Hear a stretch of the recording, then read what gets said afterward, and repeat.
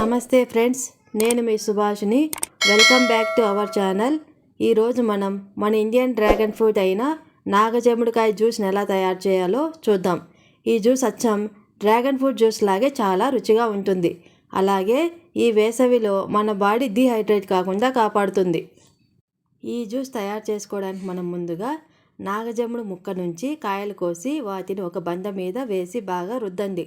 నేను చూపిస్తున్న విధంగా బాగా రుద్దండి. అప్పుడే కాయలపైన ఉన్న సన్నని ముండ్లు విరిగిపోతాయి.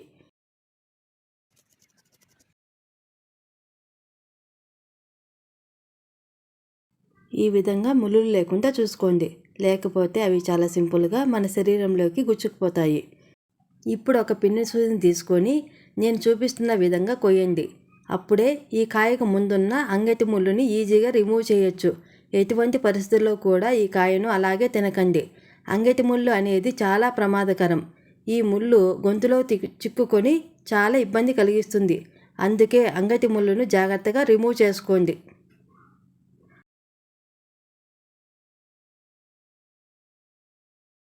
చూడండి, ఇప్పుడు నేను చూపిస్తున్నాను కదా, అదే అంగటి ముళ్ళు. ఇది చాలా ప్రమాదకరం.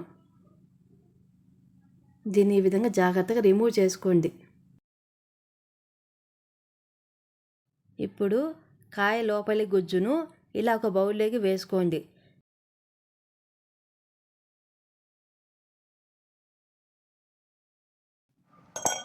జ్యూస్ కోసం నేను చూపిస్తున్న విధంగా కాయలను బాగా నలపండి. కొద్ది కొద్దిగా నీటిని యాడ్ చేసుకుంటూ రసం బాగా వచ్చేలాగా పిండుకోండి.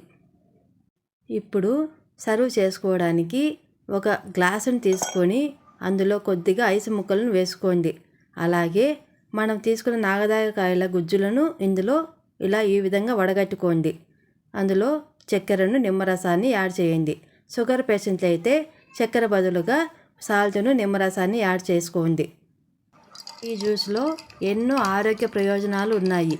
మన దేశంలో చాలామంది ఈ కాయను ఉన్న ముళ్ళును చూసి అలాగే వీటి ఉపయోగం తెలియక తినడం లేదు. ఈ కాయలో vitamin C, magnesium, iron, nutritions ఎక్కువగా ఉంటాయి. ఇందులో ఫైబర్ ఎక్కువగా ఉండడం వలన జీర్ణ సంబంధ వ్యాధులను తగ్గిస్తుంది. అలాగే బీపీని కంట్రోల్ చేసి గుండె ఆయుష్ను పెంచుతుంది. Thanks for watching.